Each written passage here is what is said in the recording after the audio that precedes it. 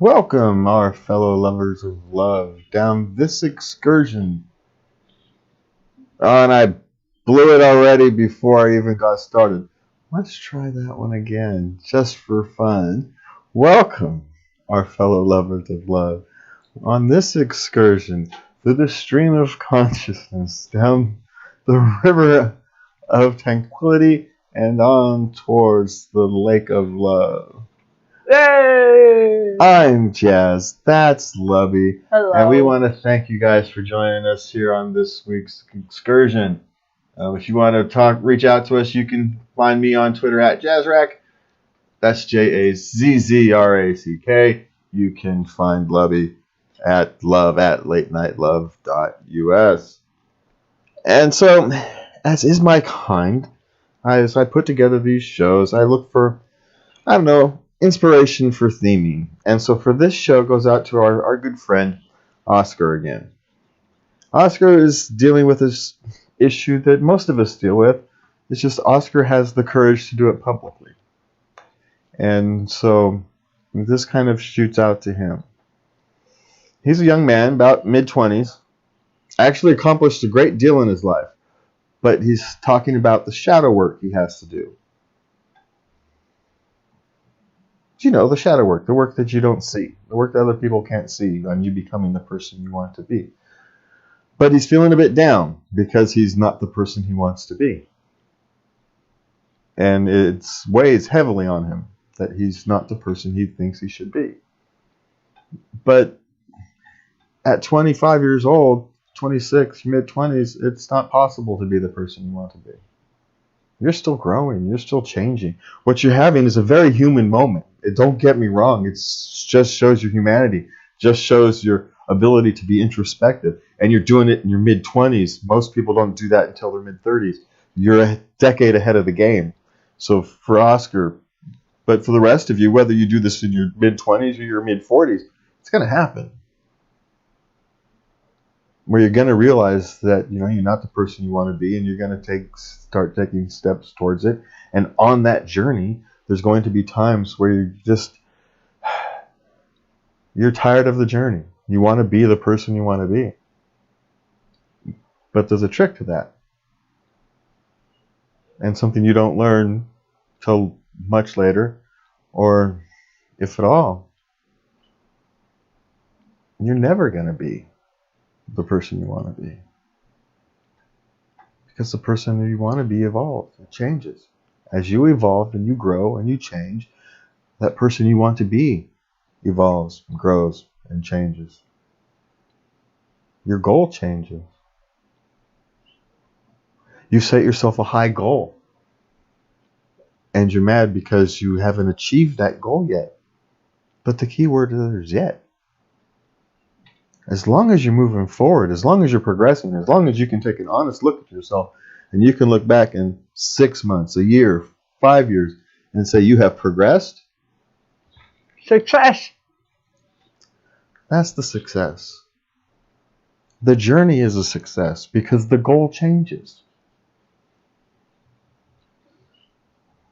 The goal is just the goal. The success is that you got where you are today. And that your goal is progress. That you don't want to be those things you don't like about yourself. That you want to change those things. That's the thing to pat yourself on the back for. The fact that you continually work for it. Because we're all human. We're all never going to be what we want to be. It's not possible.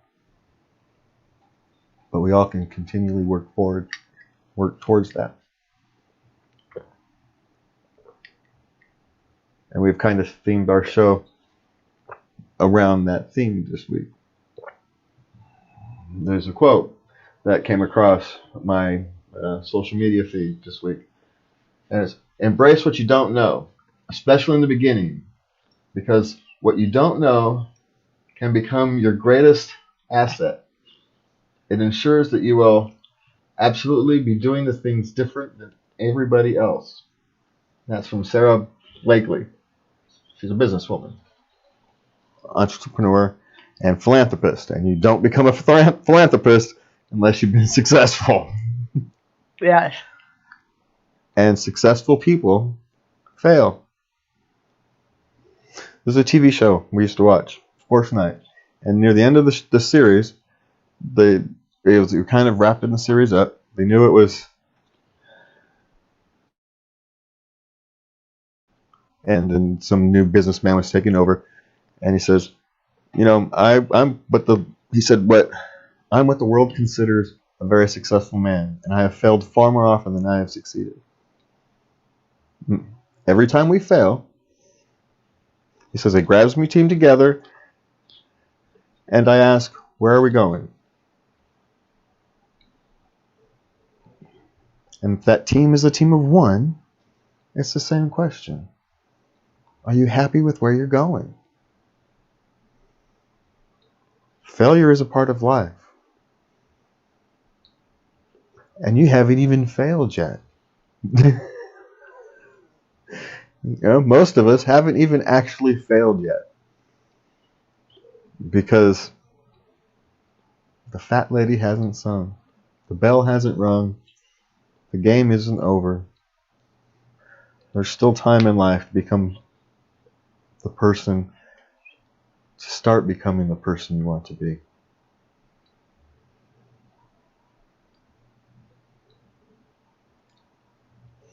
And if you are really, for anybody who struggles with these things, please consider counseling. You don't need a psychiatrist, a psychologist, a counselor, a life coach, and someone just to bounce these things off of. You know, emotional health is just as important as mental health. Physical health. And your physical health, because it's all tied together. You know, you can prevent mental health issues by taking care of your emotional health issues. You can prevent physical issues by taking care of your mental health issues and emotional health issues. Stress is the number one killer. We should always remember that. Okay, so our first kind of article to discuss, topic to discuss today, is why it's important to define your own definition of happiness. Then I screwed that one up. So what do you think, Lobby?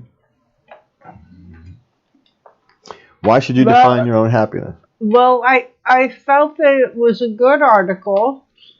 It was very subjective, of course, which well, happiness is subjective. Subjective, so it's kind of, case in point.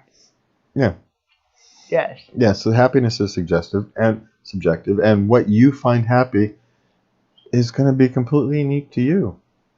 Your life equation, so to speak, is unique to you. Everyone's wants and needs are different. Yeah, and everybody's, and the areas where people compromise are different. And, you know, someone who plays in politics, everybody can have a list of their top 20 issues or whatever. And you can actually have a bunch of people with those top 20 issues in the same order. But it doesn't mean issue number 5 is weighted the same across that order. Someone could care more about their top 3 issues than they could do about their top 20, about the rest of the 17. Another person can have a real difficult time putting those things in order because they care about each one of them relatively equally. And the same thing goes in you going through your life. You know, we each have these differences. We each weight all these things differently. Some people weight a career, their need for a successful career, weighs heavier on some people than others. A need for a successful life, a need for a family, a need for, you know, nice things, whatever it is. These are different for everybody. Just like not everybody tastes soda the same way. Not everybody tastes milk the same way. Not everybody experiences the flavor of salt the same way. So why do we expect everybody to experience life the same way? And so if we all experience life differently, then we must all experience happiness differently. And we've discussed this before. Happiness is different things. There's long-term satisfaction. It's happiness. Are you happy in your relationship? Are you happy in your life in general? Versus, are you happy at this particular moment? There's lots of times when you're not happy at this particular moment. You're irritated at your spouse. The sink is boiling water all over the place. And at that particular moment, no, I'm not happy. You're an unhappy camper. You're grumpy, because the world is falling apart. But, if someone asks you next week if you're happy, yeah, I'm a happy person. Yeah, I'm happy with how life is. Yeah, of course we've got problems in those days you don't like. But that doesn't mean you're not happy. And I think that's what we confuse a lot. We confuse those moments of happiness with general happiness. And we think we have to... General happiness is that momentarily happiness all the time. It's not the same thing. I experience contentment more than I do happiness. Yes, but see, we're old enough to realize how rare contentment is and how happy, how thankful contentment. Oh my gosh, yes. Contentment is happiness. It is happiness. I'm now, thrilled. for us, I'm let's be clear. thrilled. For us, that's contentment is happiness for us. Other people wouldn't be happy just being content. They need something more. Those are the people, skydivers and whatnot. They need more in their life. But we're old. We've been through the ringer. We've got bad knees and etc. And so, and so contentment makes us happy. But we're aware of it. We know it. We care about it. We cater. We take care of it. like it's like a precious little thing. My precious. My precious. We put a lot of effort into taking care of it. Maintaining. Yes, because maintaining it. Because it is a rare thing. Contentment it is. All right, so let's see what we got next. Oh my gosh, I can't pronounce this one. Do you think you can pronounce this one? No. Anhedonia. Oh my god. Anhedonia. Anhedonia. Yes, it's a. What it actually is, it's the loss of joy, the lack of joy, when you can't find joy in things during a depressive state. And I think we all feel that sometimes, right? Where things that used to bring you joy no longer bring you joy. A game you used to play, you used to sew, and you just no longer get any joy in it, or hobbies. Yeah, that's one of my red flags when I'm not getting as much joy out of my grandchildren. Yeah, and sometimes you have to be careful about what you're choosing, because sometimes hobbies can run their course. Now, and losing interest in a hobby or losing interest in something might be a false signal, because it might just be time for you to move on and find something else. That happens. But again, when you talk about, you're no longer finding joy in seeing your grandchildren, that's a big, huge red flag. Yes. And we're not talking is for me. And we're not talking about one weekend where you're just tired and and it's a slug thing. You're talking about something that's ongoing. Yes. So yeah, sorry, I didn't mean to interrupt you. No, not at all. So, but it is, and it's kind of an insidious thing, because how do you define it? How do you know? It sneaks up on you. Just one minute you find yourself randomly flipping channels. I've actually done it, where you just open a game, you start it, you don't really have any interest in it, you close it, you go try a different one, and all you're really doing is killing time. You could be doing something much more productive, but you're in a depressive state, or in my case, you're trying not to think about other things. You're trying to keep your mind out of its anxiety loop. And it mirrors depression. But so it's, in a sense, I can kind of relate. But back when I wasn't treating anxiety as anxiety. You know, I dealt with the depression a lot. You're treating the wrong thing, so you're getting different. So depression was a symptom of the anxiety, of the long-term anxiety. And once you started treating the anxiety, depression, it doesn't say it doesn't exist. I don't get long-term depression. I get days, maybe a week, where I could probably technically say I'm depressed, but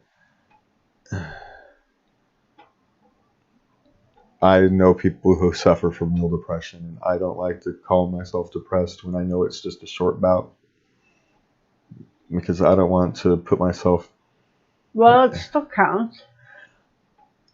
I know it still counts, but it's like someone in war who trips over, you know, who is in a battlefield, but he trips in a pothole and sprains his ankle, actually gets a Purple Heart or something, and versus the guy who got his arm shot off and gets a Purple Heart. You know, you don't want to get one for something minor in that situation. No, I didn't really. Like, those guys really got the Purple Heart. You know, those are the guys who actually deserve the Purple Heart, not me. I got the little stupid injury. You know, technically I deserve the Purple Heart. Yeah, okay. But I don't really. Those guys deserve the Purple Heart, not me. That's kind of thing.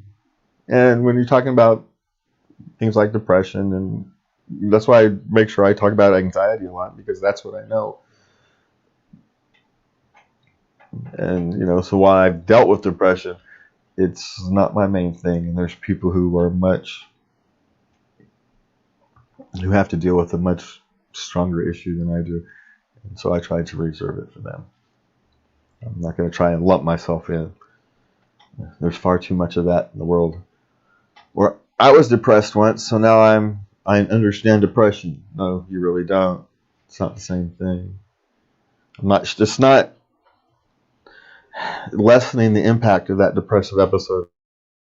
It was the same thing as someone who's lived a decade, 20 years with depression and just can't get past it, even with all the efforts, medications, and doctors, and they still suffer. It's not the same thing. It's called the same thing, but it's not the same thing. That's all. So I try to be very careful how I use these words. Okay, what's next? Oh, the article about why it was a woman, I believe. She doesn't buy into the fake it until you make it with mental illness. I actually completely agree with it. I agree with her. Yeah, it was Janet. And we link to all these articles on the website, so you can go to latenightlove.us. And I think that would be wouldn't it be very detrimental? You're fundamentally being dishonest with yourself, and if you're having a mental health issues, the last thing you need to be doing is being dishonest with yourself. Right.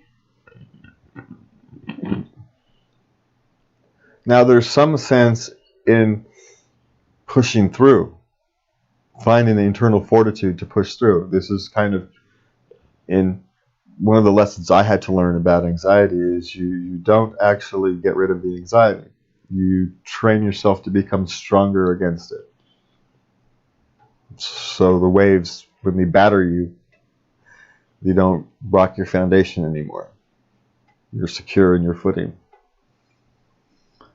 But you can't be secure in your footing if you're not honest with yourself. And you've got to train yourself to be stronger. This notion that sometimes in the mental health industry sells two stories that are polar opposites. They tell you that things like depression and anxiety and mental illnesses are always a part of you. You can never truly get past them. Even if you can cure them, so it's no longer impacting your daily life, they're still part of you. They're still part of who you are. You make up a fabric of who you are. You can never truly get away from it. And there's always a chance that, you know, you're going to have a relapse or a recurrence or something. And so at the same time, they're telling you that you can get past it, but that you can never get past it. That you can cure yourself from mental illness. That if you work hard enough and take your medicine, that you can cure your mental illness, but that you also can never get past it. Those aren't compatible stories. And what they're trying to do is, because we still think of mental illness like a broken bone, where you can actually heal it. And you can just move on and not have to think about it anymore. And it was just a thing. You know, maybe you have to do some extra exercises to get your arm back up to strength or something, but it's just a thing. Mental illness isn't like that. That fabric is always going to be part of you, part of your mental makeup. And if it's a genuine mental illness, long-term depression, anxiety, bipolar disorder, even successful treatment doesn't make it go away. It just helps you cope with it. You deal with bipolar disorder, so I want to make sure I'm not being wrong. Even successfully, your bipolar doesn't go away. No, it doesn't go away. It's something I always have to keep an eye on. And so, but that just becomes a part of my routine. It's just part of my daily life. You've trained yourself to become stronger against its waves. You've built yourself a foundation that can now stand up to it. Yeah, but the first thing is being able to notice that. Not realize, is it a thought or are we working into a thought loop, Yeah, what's a real thought and what's just a thought, What's my doom brain, what's doom brain or just, yeah. So, but that's why you have to train yourself to be completely honest with yourself, and you can't do that if you're faking it. If you're faking it. And I understand the thing is in a sense, you're training yourself. The ideal is that you're training yourself to be stronger. Right? It's like when you go to the gym and you go and you work out and you try to, and those last things you push, you try to do just a little bit more than you actually can to try to build muscle and to try to build strength, right? Because that's kind of what muscle builders, that's what they try to do. But mental illness isn't like that. No. It's not like, in a sense, yes, you're training yourself to become stronger. Yes, so there is a correlation, and you do want to exercise that, but that's where it ends. That's where the comparison can end. You can't fake it until you make it. It's not like a job where you can pretend you know what you're doing until you actually know what you're doing. Come on, I think we've all had jobs where we've done that. Yeah, I know what I'm doing. I have no idea what the hell I'm doing. What did the person before me do?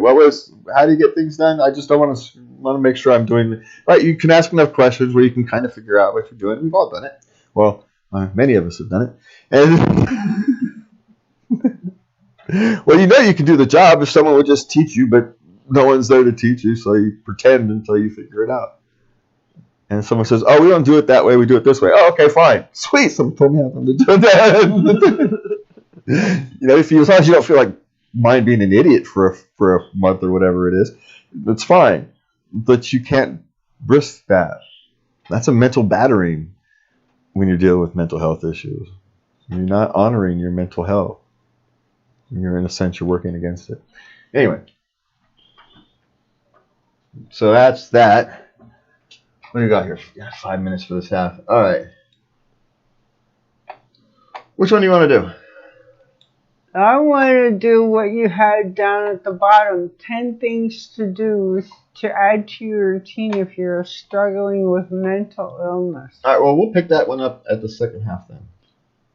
And we'll just cut short on some of these questions. We'll roll them over to next week. How about we'll answer a question. Pick a question.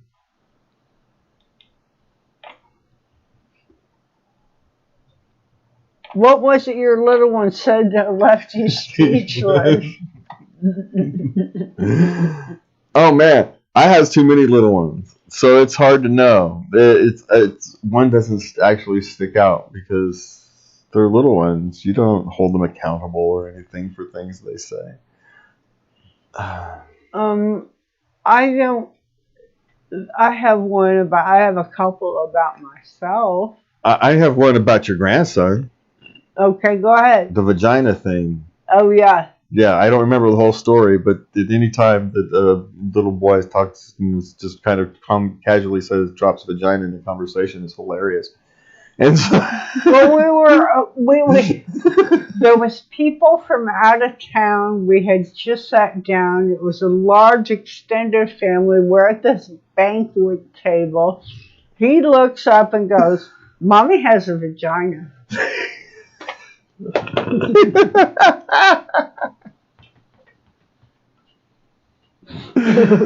Oh, kids are great. I love kids.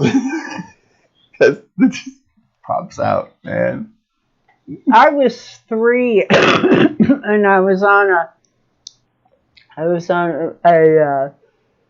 a bus with my mother, and I looked at the lady across the way from us, and I said, "Everybody has a bottom." And the lady said, "What did she say?" My mom said, "I don't know. I don't understand her half the time." And then there was a time I got in trouble, but I think I was around 5, and my cousin Bobby, he was older, and he got me to ask Grandma if we had any spare gunpowder laying around. Grandma had a fit.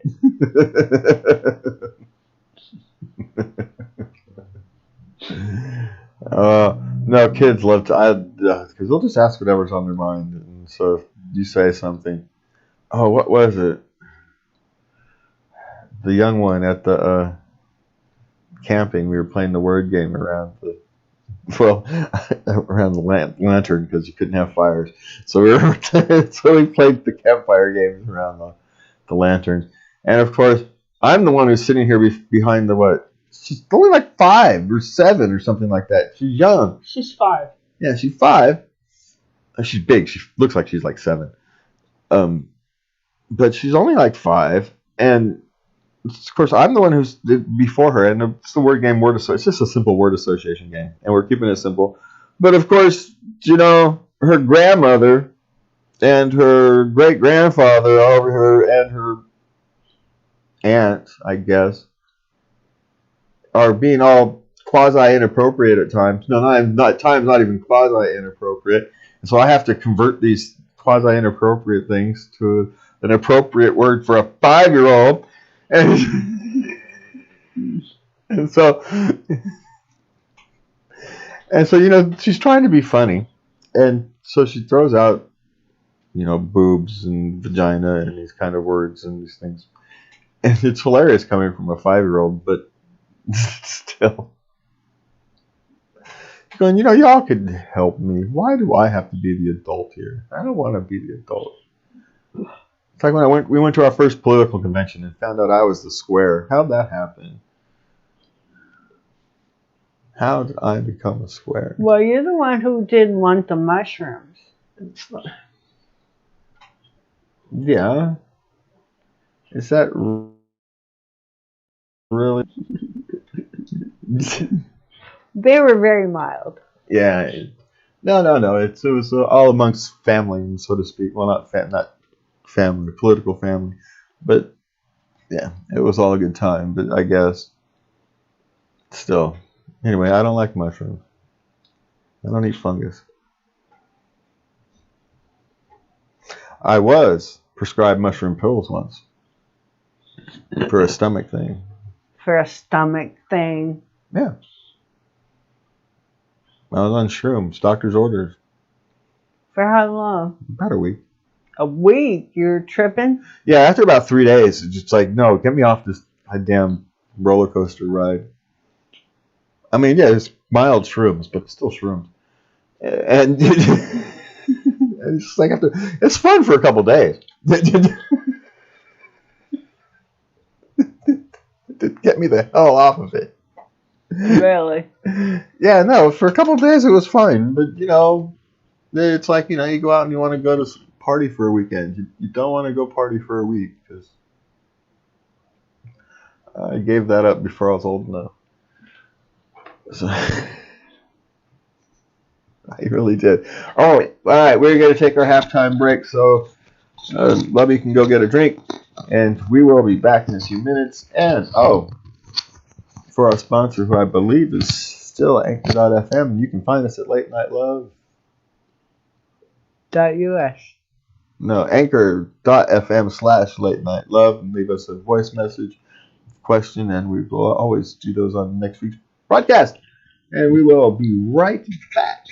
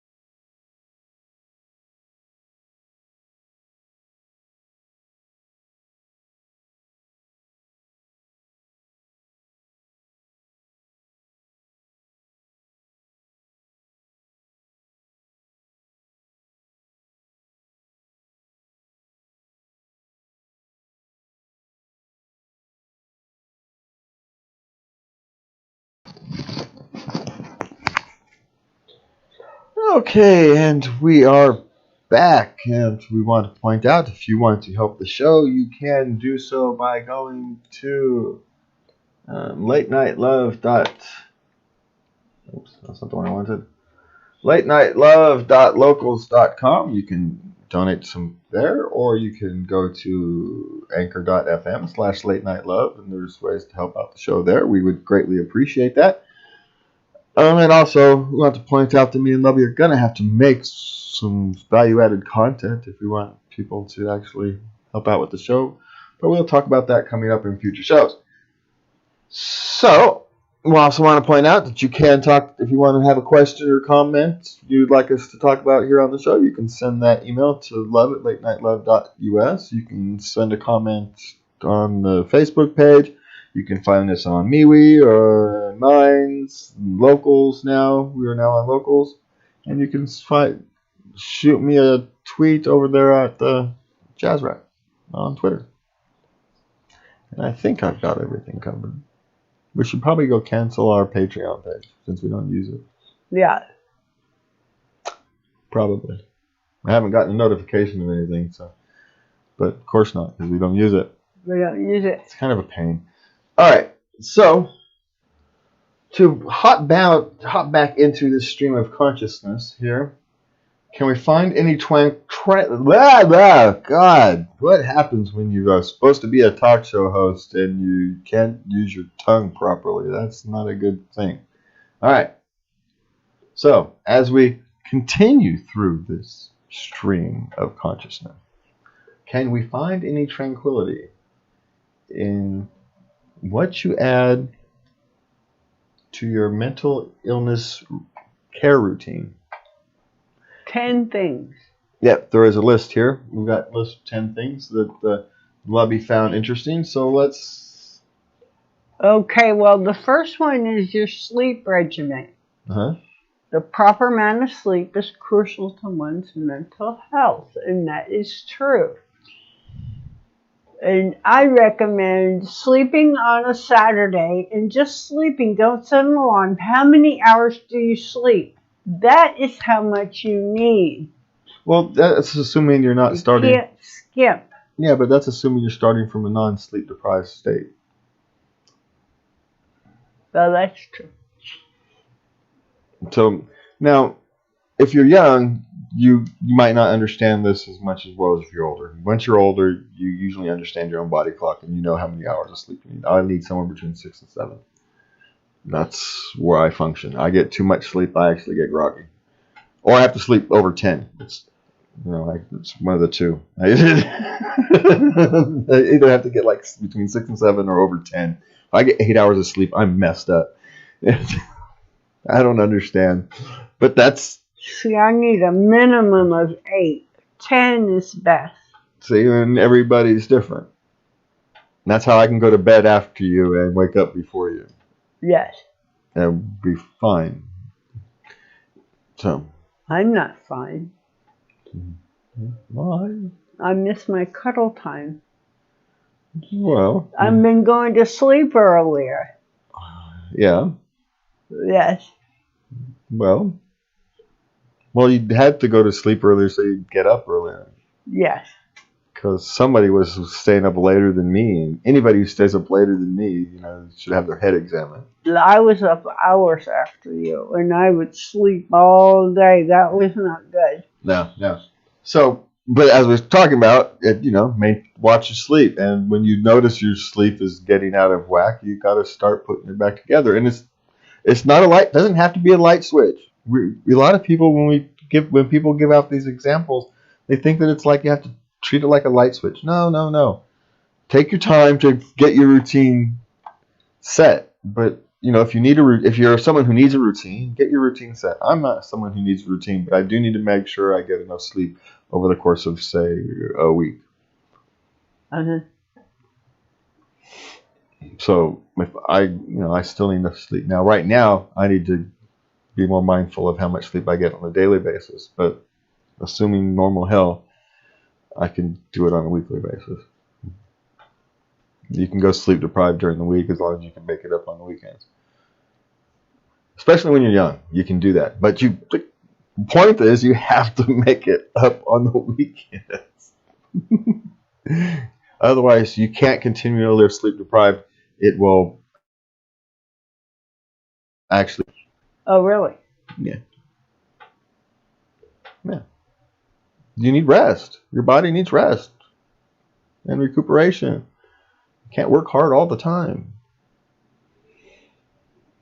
Your body and your mind. It needs that rest. And I admit, you're better off if you can get it routinely. But, especially when you're young, you can manage it. Just make sure you manage it. Okay.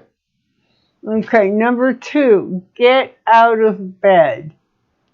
Okay, getting out of bed is a struggle sometimes for me too. But what helps me is laying there and I plan my goals for the day, what I'm going to accomplish. But for in this article, they needed to not think. They needed to just oomph themselves out of bed. Roll out of bed before your brain clicks on. Yeah. Yeah. No, I get it. I can get both strategies. I understand it. And it depends upon your actual symptoms. If your depression is different than doom brain, or it's different than anxiety. When I don't want to get out of bed, it's because I'm having anxious issues and I'm trying to avoid anxiety issues. It's not depression. It's not that I'm like depressed people. Oh, I don't have the energy to get out of the bed. It's I don't want to face the anxiety waves that I know are coming. And so you want to hide under a blanket. It's essentially a child response. But, what does that say? Childishness comes as easily to a man as it does to a child. It's as naturally to a man as it does a child, I think is what the phrase was. Yes. Yeah. So, but it is a childish response. But, it's a response. You have to honor it to some respect. Even if honor it is yeah, today's going to suck. Get up. You got things to do. And you roll yourself out of bed. But, do whatever you have to do to get out of bed. Because, you can't do anything if you're not. As my friend, as a friend of mine says, who deals with chronic pain. He says, I decided that I had a choice. I could lay in bed in pain, or I could get up and do things in pain. I decided I was going to get up and do things in pain.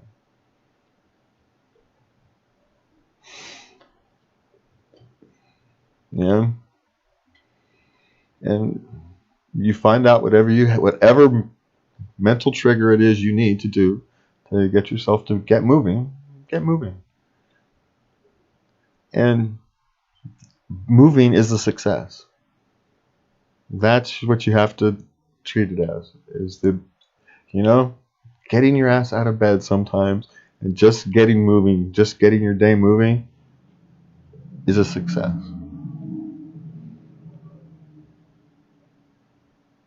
Failure is not. That's why I have a routine that gets me going. Well, and you get it. Sometimes you go, God, that's how low I am. Where getting out of bed, I have to treat it as a success. Well, yes, because you're reprogramming your brain to view things from a positive perspective. Excellent. Yeah. You're retraining your brain to re-perceive life. And it takes a lot of work.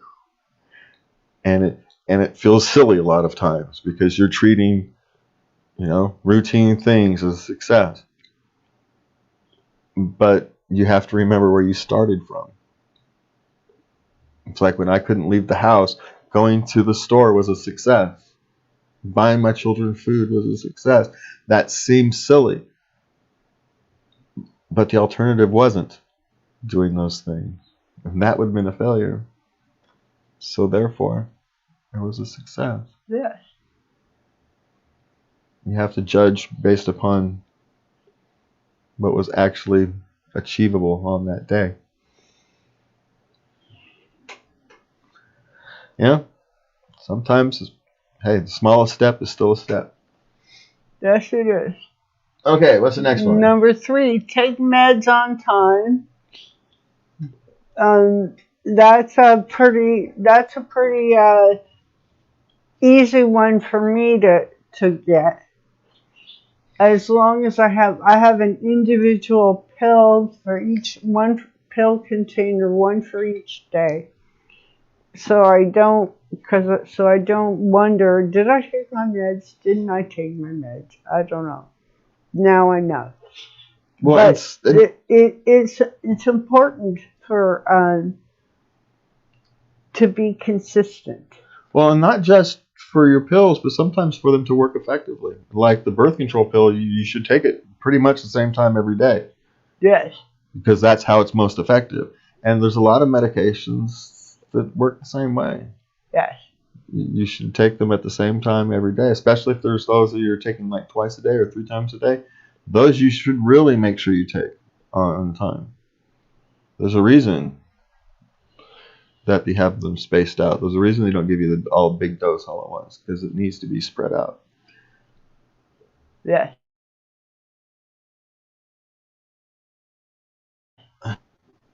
There's a lot of good reasons to take your medicine all the time. The next one, shower more regularly. Now, those of us in California who are dealing with the drought, they're actually telling us you might shower as least often as you can. But if you're having trouble with motivation, getting up and moving around, sometimes a shower can help. You can feel clean, you can feel renewed. It's never did it for me, but it does it for other people, and I'm gonna trust that it's their judgment. It's something to try. Well, with this author, she would have a problem that she would go a week without showering, changing her clothes, or brushing her hair. Yeah, but if you work from that's a severe depression. Yeah, but if you work from home in your office and you got a nice air conditioned office in your house, and you don't really do anything, it's very easy to go 4 or 5 days without really needing a shower. Yes. It's not actually hard. And now it's another thing if you go out and you're a construction worker out in the heat, you're probably taking 2 showers a day. So just out of need. Yeah. So, you've got different values of need. So, but if you're avoiding showering because you're depressed, or you're avoiding showering because you just don't need a shower because you haven't actually done anything. You know the difference.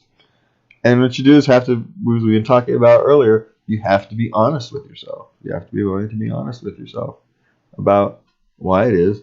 And if you're struggling, just getting moving. If you're struggling, kind of just feeling icky about yourself, sometimes scrubbing off that icky feeling, even if it's emotional, cathartic. Sometimes a cathartic shower is a cathartic shower. Gets the blood moving, gets the blood pumping, clears the lungs, clears the head sometimes. Sing in the shower, get your change your mood. Who knows? Proper nutrition. Okay. That just kind of stands on its own. Yeah, but here's the thing. I've recently changed my diet dramatically. And oddly enough, I still don't have a good diet. I still wouldn't say anything about having a good diet. But consider from where I went to where I have the diet I have now, it's a vast difference. And I don't miss things like sugar. I don't miss the caffeine. I don't even actually miss the Dr. Pepper that I don't drink anymore, essentially. What I do miss is just being able to go to the store and buy what the hell I want. Not have to think about it. If I want, now you have to look at labels. Now I have to consider, okay, how much sugar can I actually have? Can I buy the chocolate pudding? What can I balance it with so I don't buy too much and eat too much? Because I can have some sugar. I just have to be careful about how much sugar. And I don't have to avoid these things completely, but now I have to contemplate these things. And I hate that. That's the part that irritates me. I don't mind what I can't have. I just irritated that I have to think about it. It really bothers me. Well, nuts.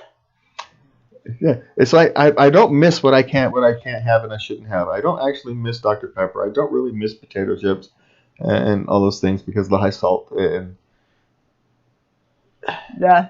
But I miss being able to have them if I want them. I mean, I still can.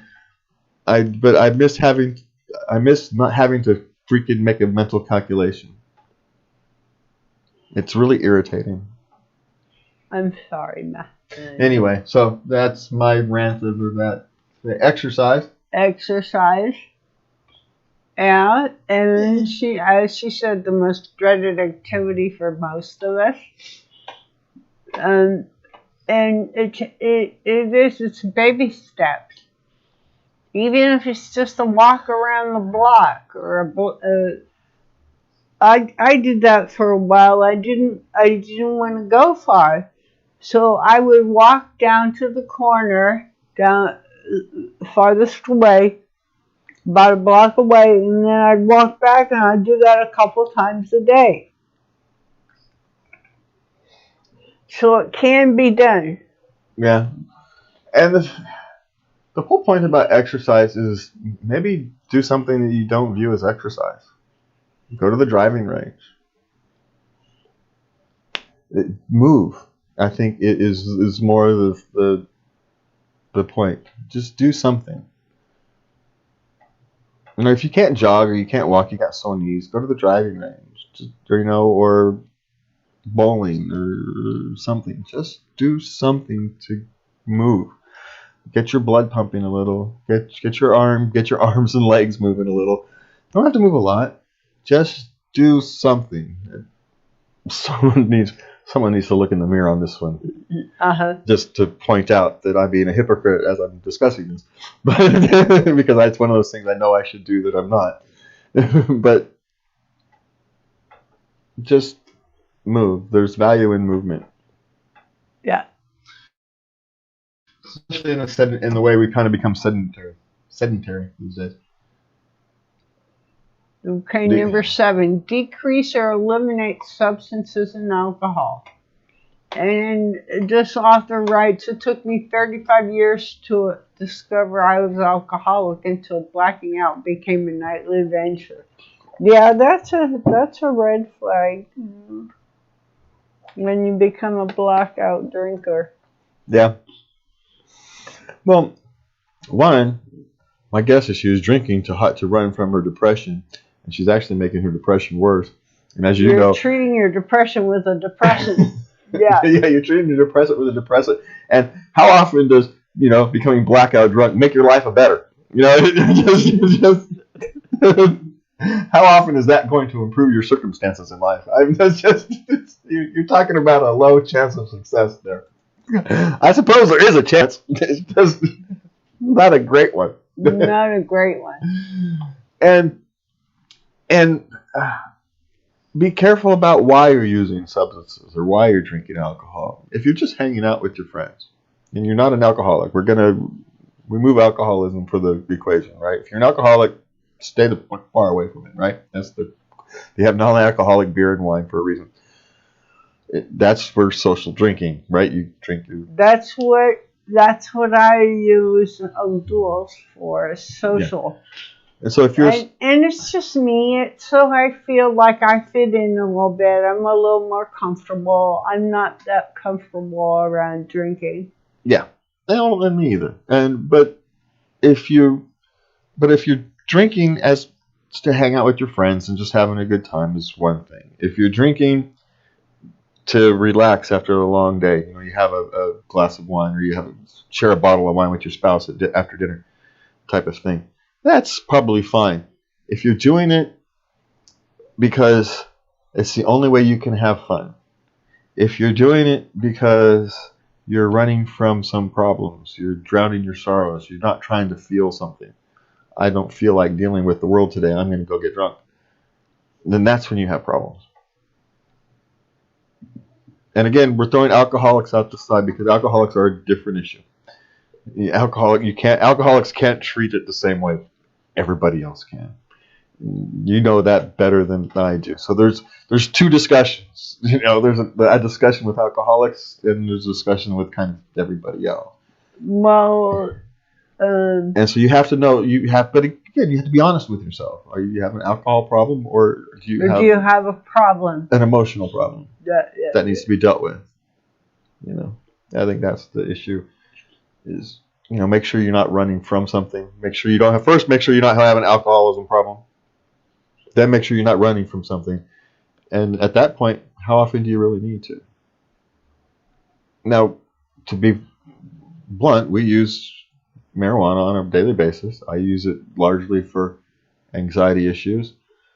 You know, but that's not completely non-recreational. That would be a lie. You know, it's at the end of the day when I'm not doing anything. We might smoke 2 or 3 in a short period of 2 or 3 joints in a short period of time, or I might supplement with the bong. But over the course of a day, we don't smoke that much. I don't. We do. We do. As a combination, but individually we don't. Individually we don't. Not really. No. So, but the point is, we use it mostly for anxiety disorder. Mostly to treat my anxiety. And then there's, you know, sure, occasionally it's recreational, but on the plus side, I don't drink. So, which, oddly enough, for the second time in my life, it saved my life. Not being a drinker. Yes. Huh. So, anyway, worked out that way. So we got next. Number 8, find your identity. This author spent their childhood caring for their mother who lived with bipolar herself. Oh my gosh. Well, yeah, so finding your identity other than being a mental patient and being a mom, being a grandmother. Well, finding your identity. Well, I agree. You don't want your identity to be superficial. You don't want your identity to be your mental illness. But there's nothing wrong with being a stay-at-home mom, so to speak, a homemaker, being your identity. It's no worse than a stockbroker being your identity. Yeah, but that's part of your identity. You're also a kind, loving, warm individual. Well, yeah. Who has varied interests of their own. Yes, but when someone's a stockbroker, that can be their identity. We don't judge them from it. But if someone's a homemaker, we judge them because you need to go find some other identity. As if being a homemaker isn't a value in and of itself. Okay, maybe I didn't use a good example. I'm not. I'm just saying that you find value in your identity. Most people don't have to find their identity. What they have to do is value it. Most people know what their identity is. They just don't value it. They don't honor it. If your identity is a homemaker, then own it. Be it. Believe it. There's nothing wrong with it. If your identity is someone who donates time helping the homeless, own it. Be it. There's nothing wrong with to hide it. If your identity is a money-grubbing entrepreneur, own it. It's who you are anyway. You might as well own it. Doesn't mean you have to be a jerk about it. But everybody's going to see that's what you are anyway. So being dishonest with yourself or the world around you isn't going to help.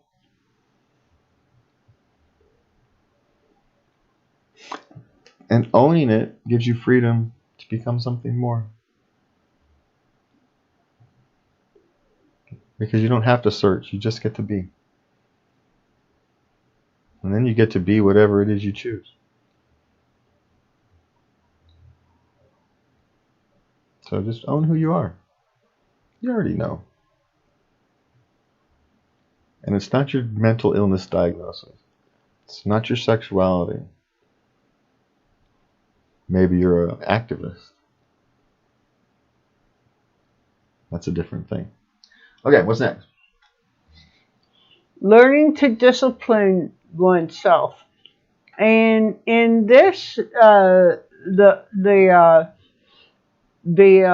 author was talking about finding a balance between downtime and productive time. Yeah, it's something I struggle with. You can kind of feel like you're spinning your wheels all day. But a lot of times, my problem is I live in my head a lot, and so I can feel like I'm not getting a lot done when it's a lot getting done in my head, and all of a sudden a whole big flurry of activity happens in a relatively short matter of time, and all of a sudden I've gotten a lot of things done.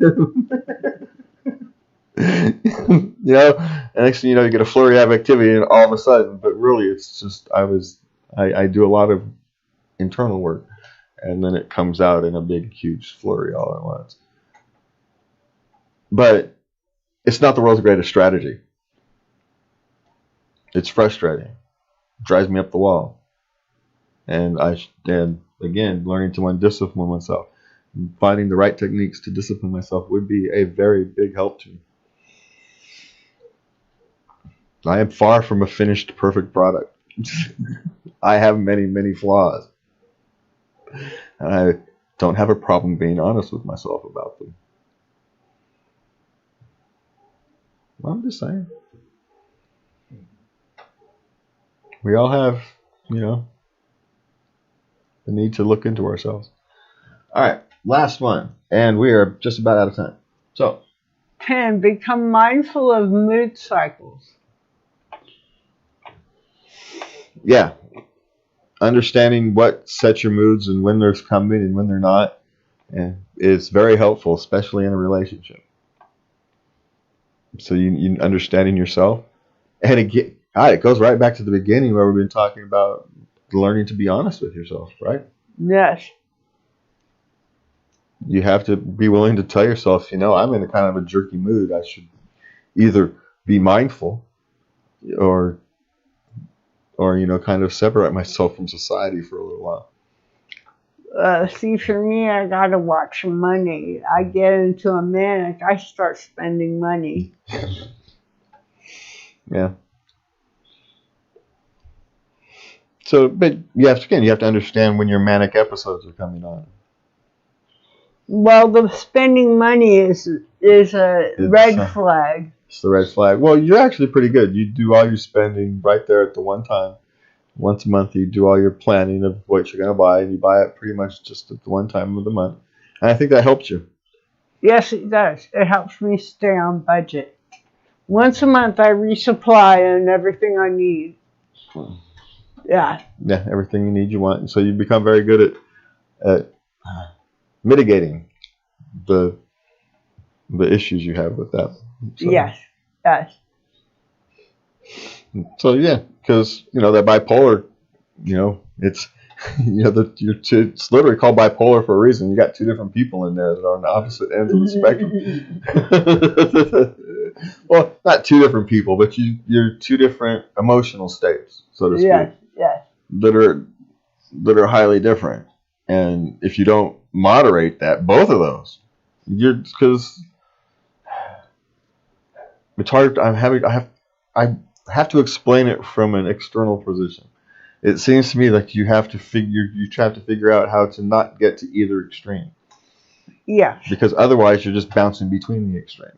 Yes. And you do that long enough, you become disassociated with this thing that the rest of us call reality. Yes. So it's imperative that we monitor that and make sure you stay between the ditches. Like you're on. Yeah. The road's kind of wide. You've built your road kind of wide road to work with now. When we met you, your road was much narrower, but now we've got a nice wide road for you to work with. But still, you still have to stay on the road. Yes, I do. Still have to stay on the road, and that requires being honest with yourself. And thank you for acknowledging my road has gotten wider. It's been a lot of work. Yeah. We talk about how much work we put in. We've come a long way, not just as a couple individually. Yes. Part of that's because of our our couple, and we've given each other the freedom to be able to work on ourselves. Completely. You know, and that's a great gift. Maybe the greatest gift of all. You know, it's hard to know. How do you measure that kind of a gift? How do you put value to that? There's no. You can't do that. You can't do it. It just is. So, as we talk about value and giving gifts, our gift of time is up for this week. We want to thank you for joining us. We want to thank you for loving love. And we want to thank you for... Oh, I forgot the third thank you. Or did I go 3 thank yous already? You did too. I forgot my third thank you. I had 3 thank yous and I forgot it. I got to write these things down, man.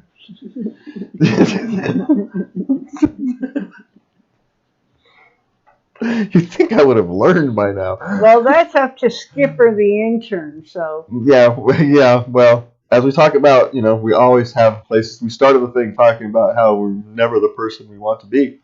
We all still have a path to climb on our journey. And our journey on this show is done. For me and Lubby, please remember, love everybody. Good night. Good night.